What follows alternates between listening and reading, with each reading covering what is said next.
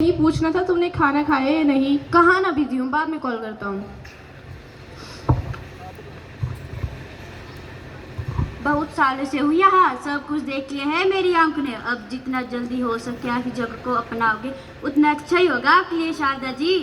कहना क्या चाहते हैं आप? मैं अपने बेटे से बहुत प्यार करती हूँ और अपने बेटे के बिना यहाँ बिल्कुल नहीं रह सकती। वैसे ये जगह उतनी भी बुरी नहीं है, समय पर सब कुछ मिल जाता है, बस आप भजन कीर्तन में दिल लगाए।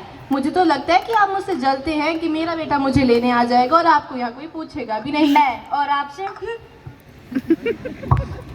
अरे घबराइए मत, हम सब की कहानी भी लगभग एक जैसी ही है। पहले दिन सबको ही अजीब लगता है, फिर धीरे धीरे सब अपना हो जाता है। हम सब यहाँ इसी वजह से तो हैं, लेकिन एक बात ध्यान रखिए, यहाँ पर अकेलेपन की कोई जगह नहीं। हम सब एक दूसरे का सहारा हैं। हाँ, 2 दिन बोल कर गया था मेरा बेटा, लेकिन 2 महीने हो गए अभी तक उसका फ़ोन भी नहीं आया। सच कहूँ तो जब मैं यहाँ पहली बार आई थी तो डर गई थी। लगा था सब अनजान होंगे, कोई बात नहीं करेगा। लेकिन अनजान सिर्फ तब तक रहते हैं जब तक दिल नहीं खुलता। एक बार दिल की बात निकल जाए तो सब अपने लगते हैं। हमारे बच्चे काम पर इतने व्यस्त हो गए हैं कि हम यहाँ पर अकेले पड़ गए हैं। हम सब यहाँ इसी वजह से तो हैं। देखिए शारदा जी, कभी कभी रिश्ते जन्म से नहीं, साथ प्यार और समझ से बन जाते हैं।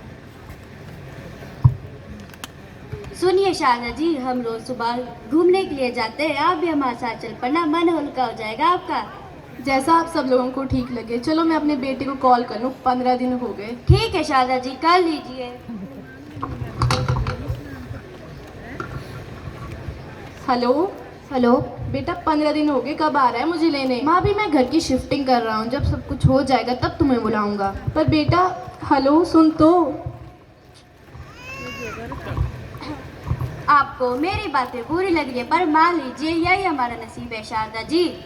नसीब आपका खराब होगा, मेरा बेटा मुझे लेने जरूर आएगा। मैं भी चाहती हूँ कि आपका बेटा आपको लेने आए, पर जो एक बार ओल्ड एज होम में आ जाता है इतनी आसानी से वापस नहीं जाता शारदा जी। आप ना बेकार की बातें करते हैं। अभी मैं अपने बेटे को कॉल करूंगी, वो मुझे लेने अभी के अभी आएगा। देखती हूँ मैं कि आपका बेटा आपको लेने आएगा कि नहीं आएगा। अरे जाइए आप।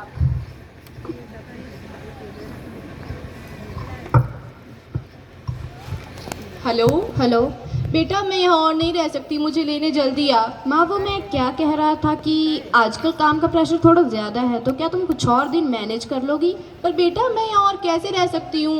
माँ, सिर्फ कुछ ही दिनों की बात है, प्लीज़ मैनेज कर लो। ठीक है।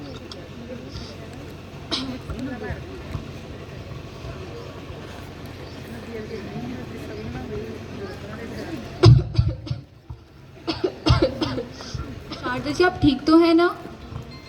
रुकिए शारदा जी, आपकी तबीयत तो खराब लग रही है, मैं डॉक्टर को कॉल कराती हूँ।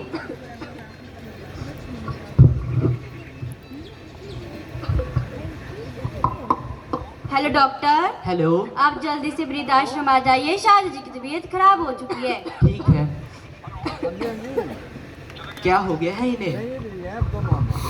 इनके 2 दिन से खाना नहीं खाया और इन्हें खांसी भी हो रही है। इनकी तबीयत बहुत खराब होती जा रही है। देखिए, इनके मन में जीने की इच्छा खत्म हो चुकी है। आप इन्हें मोटिवेट करो और जल्द से जल्द हॉस्पिटल ले जाओ। ठीक है डॉक्टर। शारदा जी उठिए, चलिए हॉस्पिटल चलते हैं, आपकी तबीयत तो बहुत ही ज़्यादा खराब हो रही है। जेब में है। भगवान करे शारदा जी जल्दी से जल्दी ठीक हो जाए। जी, न जाने हमने कौन से कर्म किए हैं, हमारे बच्चे हमें छोड़ के चले जाते हैं। जी, कल मेरी पोती का जन्मदिन था, लेकिन उसने फ़ोन भी नहीं उठाया। काश शारदा जी जल्दी ठीक हो जाएं। जी। अरे देखिए, वो आ गए। शारदा जी कहाँ पर है?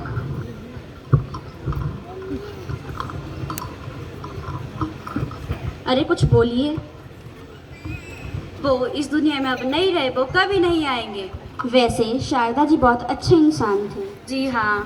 अपने आखिरी समय वो अपने बेटे को याद कर रही थी। चलिए क्या कर सकते हैं, भगवान उनकी आत्मा को शांति दे। जी,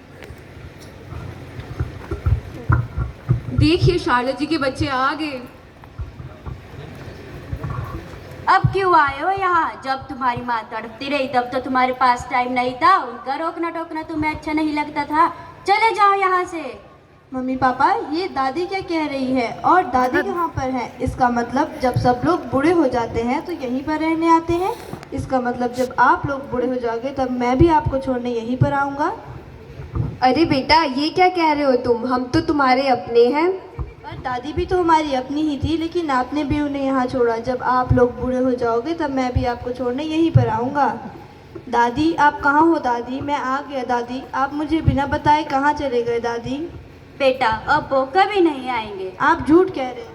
थक गई वो तुम्हारा इंतजार करते करते। ये पहली बार नहीं हुआ किसी ने यहाँ दम तोड़ दिया। पता नहीं क्यों इतनी उम्मीदें पार रखी होती है। उम्मीदें तो सिर्फ दर्द मिलता है, क्यों छोड़ जाते हैं दिल दिल मरने के लिए। माता पिता बोझ नहीं होते, वे घर नहीं अपनापन ढूंढते हैं। बुजुर्गों को शिकायत नहीं होती, बस इंतज़ार होता है अपनों का। माता पिता को लगता है कि बच्चे नहीं समझते और बच्चों को लगता है कि माता